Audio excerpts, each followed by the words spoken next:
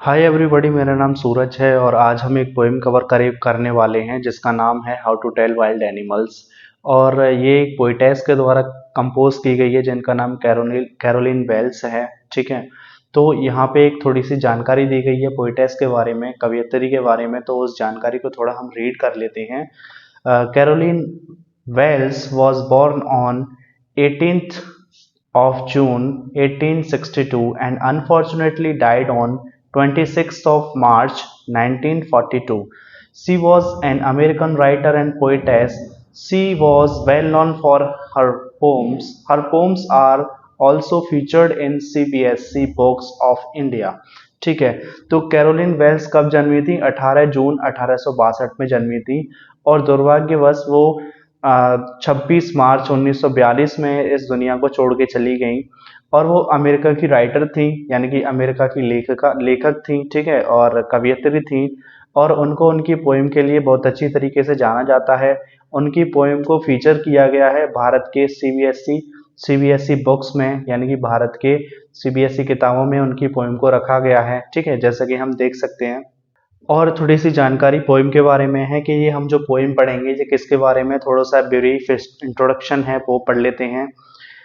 In the poem, the poetess has explained the characteristics of various wild animals in very funny way. She has used language in a way that it generates humor.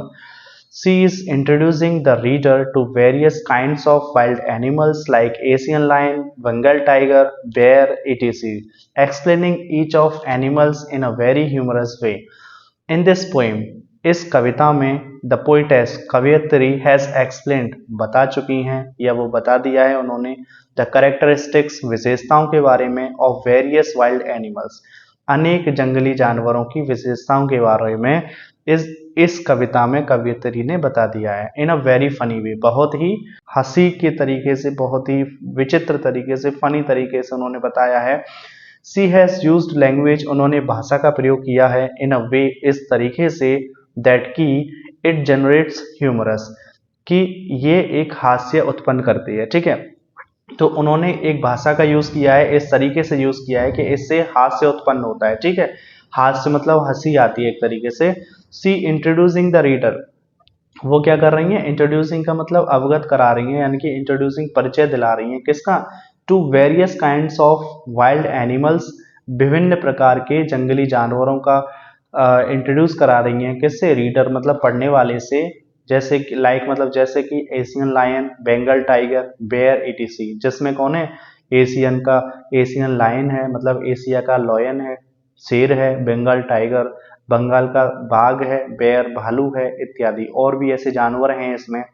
Explaining each of animals in a very humorous way, और प्रत्येक जानवर को, यानी कि जानवरों में से बहुत से जानवर हैं इसमें, और प्रत्येक जानवर को वो एक्सप्लेन कर रही है, मतलब उनकी व्याख्या कर रही है, उनको व्यक्त कर रही है बहुत ही हास्यपूर्ण तरीके से। ठीक है, चलिए पोएम को शुरू करते हैं। इसके अंदर क्या है पढ़ के देख लेते हैं।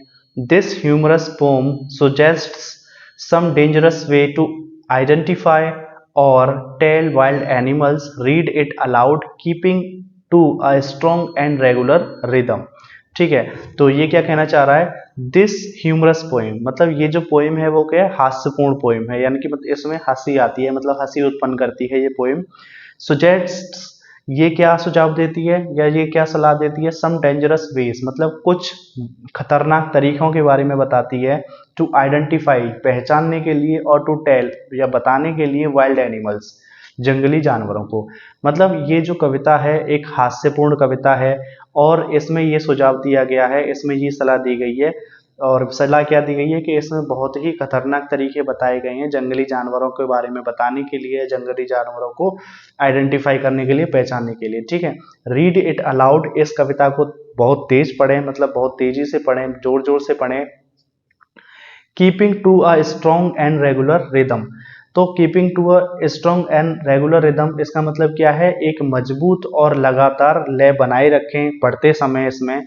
ठीक है, तो how to tell wild animals का मतलब क्या हो गया? जंगली जानवरों को बताना या जंगली जानवरों को पहचान करना, ऐसे बोल सकते हैं। ठीक है, तो पढ़ के देख लेते हैं।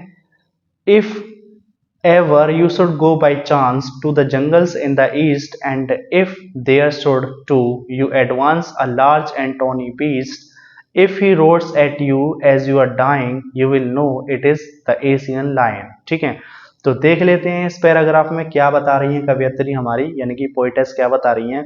इफ, यदि, एवर, कभी, you should go by chance, कि तुम कभी जाओ, बाई चांस मतलब संयोगवश, अगर कभी आपको मौका मिले तो आप कभी जाओ, कहाँ पे जाओ, to the jungles in the east, मतलब पूरब में जो जंगल है ना, अगर आप तुम वहां पे कभी जाओ संयोगवश, ठीक है, अगर आपको मौका मिले वहां पे जाने का, अगर आप वहां पे जाते हो, एंड और if there should to you advance a large and tawny beast, तो एडवांस का मतलब आगे आना, ठीक है, पास में आना, a large and tawny beast एक विशाल और पीले भूरे रंग का जानवर अगर आपके पास आता है, ठीक है, if he roars at you अगर वो तुम पे दहाड़ता है, एज यू आर डाइंग जैसे कि तुम मर रहे हो, यू विल नो आपको पता चल जाएगा, it is the Asian lion कि ये कौन है, एक एशिया का शेर है। ठीक है, दोबारा देख लेते हैं कि अगर आपको कभी ऐसा मौका मिले कि आप पूर्व के जंगलों में जाओ, ठीक है, और वहां पे एक विशाल सा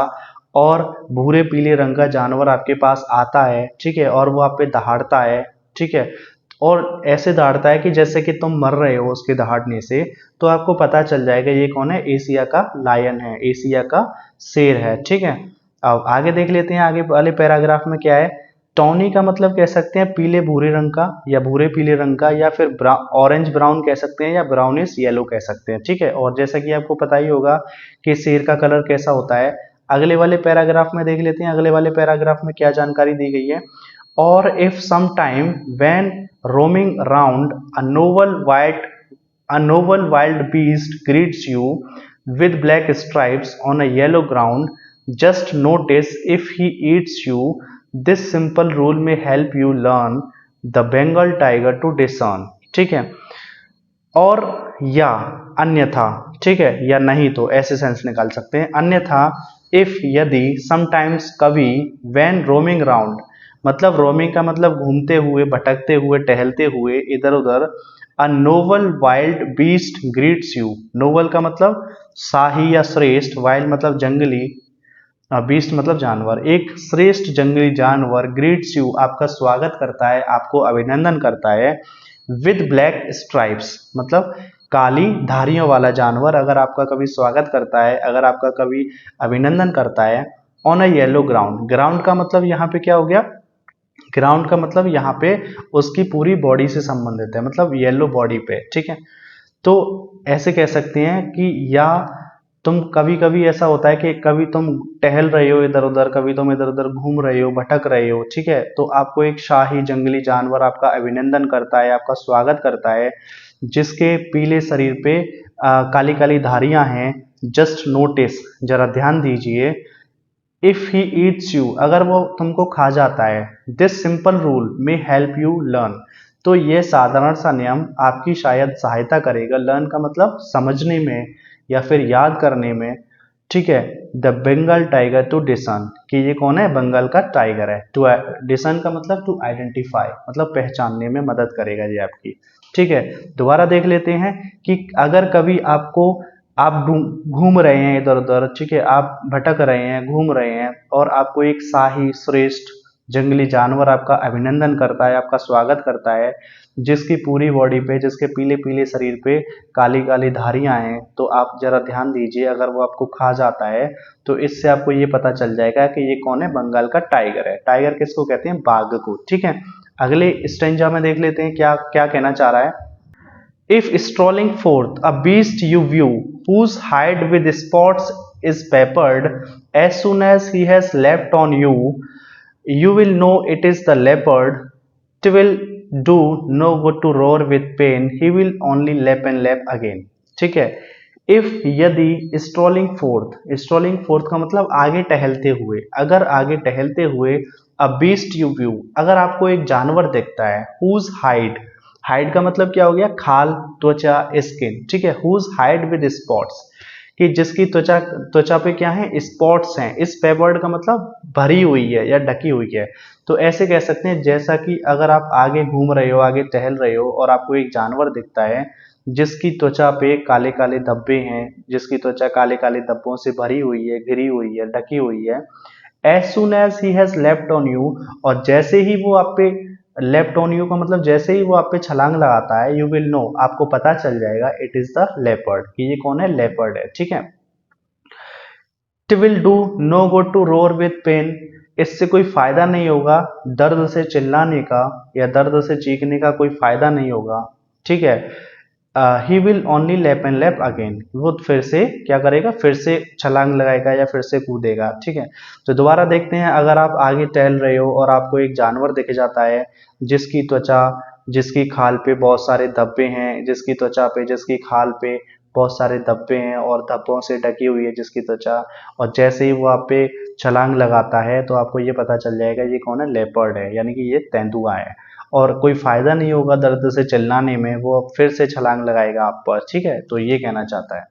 अब देख लेते हैं, if when you are walking round your yard you meet a creature there who hugs you very very hard, be sure it is a bear, if you have any doubts I guess he will give you just one more caress. तो देखिए इसमें क्या कहना चाह रही है कवियत्री, if, यदि, when you are walking round your yard, when you are walking round your yard का मतलब क्या हो गया, राउंड यार्ड मतलब ऐसे बगीचा भी कह सकते हैं या आंगन भी कह सकते हैं। आप अपने आंगन में, आप अपने बगीचे में अगर आप टहल रहे हो, या जब आप अपने बगीचे में टहल रहे हो, जब आप अपने आंगन में टहल रहे हो, you meet a creature there, अगर आप वहां पे किसी प्राणी से मिलते हो, ठीक है, किसी जानवर से मिलते हो, who hugs you very very hard, hugs का मतलब गले लगाना, जो आपको बहुत तेजी से गले लगा लेता है, बी श्योर, आप पक्का कर लीजिए, आप सुनिश्चित कर लीजिए, इट इज अ बेयर, ये कौन है, एक भालू है। If you have any doubts I guess, अगर आपको कोई संदेह है, आई गेस मैं अनुमान लगाता हूँ, he will give you just one more caress, तो मैं ये अनुमान लगाता हूँ, ही विल गिव यू, वो आपको देगा, जस्ट वन मोर केयरएस, फिर से आपको एक केयरएस देगा। केयरएस का मतलब क्या होता है, लाड करेगा, प्यार करेगा, दुलार करेगा। ठीक है। या फिर आपको दोबारा से वो हक करेगा। तो केयरएस का मतलब वैसे ये भी कह सकते हैं, जेंटल और लविंग टच का सेंस भी है, यानी कि अच्छी तरीके से आपको टच करेगा, स्पर्श करेगा, प्यार से टच करेगा। तो दोबारा देख लीजिए, अगर आप अपने आंगन में टहल रहे हैं, आप अपने बगीचे में टहल रहे हैं और वहां पे आपको एक प्राणी दिखता है, या आप वहां पे एक प्राणी से मिलते हो जो आपको बहुत तेजी से हक कर लेता है, बहुत तेजी से गले लगा लेता है, तो आप ये सुनिश्चित कर लीजिए, ये पक्का कर लीजिए कि ये कौन है, भालू है। और फिर भी आपको कोई डाउट है, कोई संदेह है, तो मैं ये अनुमान लगाता हूँ कि वो आपको फिर से लाड करेगा, प्यार करेगा, दुलार करेगा, या फिर वो प्यार से आपको टच करेगा, आपको वो छुएगा, वो आपको स्पर्श करेगा। तो आपको ये पता चल जाएगा ये कौन है, कि ये एक भालू है। ठीक है। अगला स्टेंजा देख लेते हैं क्या है। दो to distinguish beasts of prey, a novice might nonplus the crocodile you always may. Tell from the hyena thus, hyena come with a merry smiles, but if they weep they are crocodiles. दो का मतलब भले ही या हालांकि का sense निकलता है। To distinguish पहचानने के लिए, बीस्ट्स ऑफ प्रे मतलब शिकारी जानवरों को पहचानने के लिए, अ नोवाइस एक नौसिखिया, एक नया इंसान, might non plus, non plus का मतलब कंफ्यूज हो जाएगा, मे का मतलब शायद का सेंस निकलता है। तो हालांकि जंगली जानवरों को पहचानने के लिए या शिकारी जानवरों को पहचानने के लिए एक नौसिखिया तो कंफ्यूज हो जाएगा, एक नौसिखिया तो भ्रमित हो जाएगा। ठीक है। Then the crocodile you always may tell from the hyena thus, कि आपको अगर क्रोकोडाइल और हाइना में अगर आपको डिफरेंस क्रिएट करना है, यानी कि आपको उनमें अंतर बताना है। क्रोकोडाइल कौन होता है, मगरमच्छ होता है। हाइना कौन होता है, लक्कड़बग्गा होता है। ठीक है। आपको ये बताना है कि हाइना कौन है और आपको ये बताना है कि मगरमच्छ कौन है। Hyena come with merry smiles but they come but they weep they are crocodiles. तो देखो, hyena come with merry smile, जो हाइना होता है ना वो आता है बहुत ही अच्छी मुस्कुराहट के साथ, यानी कि हाइना क्या होता है, हाइना की पहचान क्या है कि वो मुस्कुरा रहा होगा। ठीक है। बट लेकिन इफ दे बीप, अगर वो रोते हैं, दे आर क्रोकोडाइल्स, वो मगरमच्छ हैं। ठीक है। तो इसमें ये कहना चाह रहा है कि अगर आपको शिकारी जानवरों को पहचानना है, हालांकि तो एक नौसिखिया तो कंफ्यूज हो जाएगा, आपको बताना है कि क्रोकोडाइल कौन है यानी कि मगरमच्छ कौन है, और हाइना यानी कि लक्कड़बग्गा कौन है। तो आपको इस प्रकार बताना है, आपको इस प्रकार पहचानना है कि जो हाइना होते हैं वो तो हंसते रहते हैं और जो क्रोकोडाइल होते हैं वो रोते हैं, ठीक है। तो रोना, अगर कोई रो रहा होगा जानवर तो इसका मतलब क्या है, वो मगरमच्छ है। और जो जानवर हंस रहा होगा वो कौन है, वो हाइना है, यानी कि लक्कड़बग्गा है, ठीक है। अगले स्टेंजा में देख लेते हैं। The true chameleon is small, a lizard sort of thing. He hasn't ears at all and not a single wing. If there is nothing on the tree, 'tis the chameleon you see. अब देखिए, the true chameleon is small. True का मतलब वास्तविक, chameleon गिरगिट is small, यानी कि वास्तविक जो गिरगिट होता है वो कैसा होता है, छोटा होता है। अ lizard sort of thing, lizard का मतलब छिपकली जैसी चीज होती है। He hasn't years at all, उसके कोई कान वगैरह नहीं होते। And not a single wing, और उसकी कोई पंख वगैरह नहीं होती हैं, उसकी कोई पंख नहीं होती हैं, ठीक है। If there is nothing on the tree, अगर पेड़ पर कोई नहीं है, TISS the chameleon you see, तो ये कौन है, यानी कि जो अगर पेड़ पे अगर आप देख रहे हो और आपको कोई भी नहीं दिख रहा है तो इसका मतलब वहां पे कौन है, वहां पे गिरगिट है।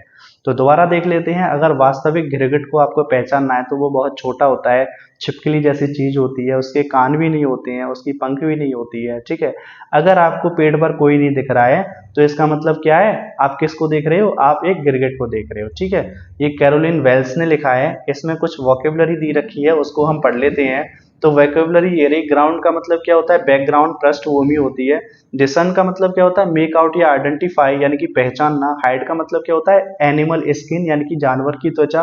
पेपर्ड का मतलब, पेपर्ड माने वैसे तो काली मिर्च होती है, लेकिन यहाँ पे इसका सेंस क्या है, कवर्ड विद स्पॉट्स, मतलब दाग धब्बों से ढकी हुई। और केयरलेस का मतलब क्या हो गया, a gentle and loving touch, मतलब एक प्यारी सी, प्यारा सा स्पर्श कह सकते हैं। नोवाइस का मतलब क्या हो गया, someone new to a job, मतलब कोई जॉब पे नया व्यक्ति है उसको क्या कहते हैं, नोवाइस बोलते हैं, यानी कि नौसिखिया कह सकते हैं। नॉन प्लस का मतलब क्या हो गया, non plus usually only in the passive, यानी कि नॉन प्लस का मतलब यहाँ पे ये कह सकते हैं आमतौर से इसका प्रयोग पैसिव वॉइस में किया जाता है। इसका मतलब क्या हो गया, पजल हो गया, कंफ्यूज हो गया, सरप्राइज हो गया, यानी कि आश्चर्यचकित कर देना, कंफ्यूज कर देना यानी कि भ्रमित कर देना, ठीक है, या किसी को भ्रमित करना, ये सेंस है इसका। तो उम्मीद करता हूँ आपको ये पोम समझ में आई होगी, और अगर फिर भी कोई डाउट है तो आप इसको रिपीट करके देख सकते हैं। और भी आपको कोई जानकारी चाहिए या कुछ भी आपको कवर कराना है तो आप कमेंट कर सकते हैं, ठीक है। तो उम्मीद करता हूँ ये वीडियो आपको समझ में आई होगी। समझ में आई हो तो वीडियो को लाइक करिए, वीडियो को शेयर करिए और चैनल को सब्सक्राइब करिए, ठीक है। और आप अगर एक बार कनेक्ट हो जाते हैं और कुछ भी आपको कवर कराना है तो आप उसको कमेंट में लिख सकते हैं। तो आज के लिए इतना ही, मिलते हैं अगले वीडियो लेक्चर में, तब तक के लिए धन्यवाद।